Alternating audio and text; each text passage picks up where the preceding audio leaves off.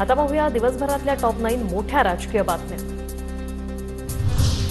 मुख्यमंत्र्यांच्या जळगावातील सभेनंतर महायुतीच्या नेत्यांकडून शिक्षक, कर्मचारी, मुख्याध्यापक आणि संस्था चालकांना पैसे वाटप।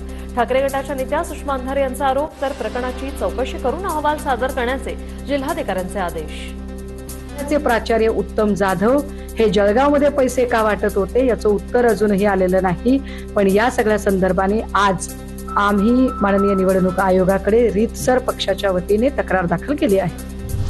मुख्यमंत्री एकनाथ शिंदेंच्या बांबूंच्या टीकेला राऊतांचंही त्याच भाषेत उत्तर। विधानसभा निवडणुकीत जागा दाखवण्याचा राऊतांचा इशारा। लोकसभा निवडणुकीमध्ये त्यांच्या महायुतीला आम्ही सगळ्यांनी मिळून जो बांबू घातलेला आहे तो बांबू अजून निघालेला नाहीये, तो काढण्याचा ते प्रयत्न करतायत।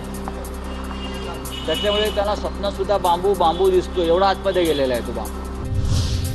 पिपाणी या निवडणूक चिन्हामुळे आम्हाला निवडणुकीतून फटका। पिपाणी चिन्ह निवडणूक चिन्हाच्या यादीतून वगळा, अन्यथा सुप्रीम कोर्टात जाणार। शरद पवारांकडून निवडणूक आयोगाला पत्र। येत्या 2 दिवसात मोठा घोटाळा बाहेर काढणार। 5,000 कोटींपेक्षा जास्त कमिशनबाबत मोठा स्फोट होणार। रोहित पवार यांचा इशारा। स्तंभा फार मोठा स्फोट आहे। त्याच्यामध्ये असं म्हणलं जातं की 5,000 कोटीपेक्षा जास्त कमिशनचा तो विषय आहे। फक्त 2 दिवस थांबा, त्या बाबतीत डिटेल ट्विट मी नक्कीच करेन। जो खुलासा मी करणार आहे त्याच्यामध्ये विविध खाती आहेत आणि त्या विविध खात्यांचे 2 दिवस थांबा, पेशन्स ठेवा। भंडाऱ्यात काँग्रेस कार्यकर्ते आक्रमक। मुख्यमंत्री एकनाथ शिंदे यांना काळे झेंडे दाखवत निषेध। कार्यकर्ते पोलिसांच्या ताब्यात। मुख्यमंत्र्यांच्या सभेत गोसीखुर्द प्रकल्पग्रस्तांची घोषणाबाजी। पोलिसांनी आंदोलन करताना ताब्यात घेतलं।